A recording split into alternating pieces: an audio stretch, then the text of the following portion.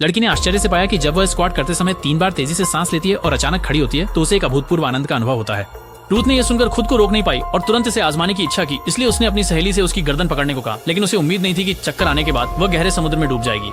और भी भयानक बात यह है कि उसके शरीर में वास्तव में परिवर्तन हो गया। न केवल उसकी कमर पर मछली के गलफड़े उगाए, बल्कि उसकी दोनों टांगें भी मछली की पूंछ में बदल गईं। यहाँ तक कि वह जमीन पर भी सांस ले सकती थी।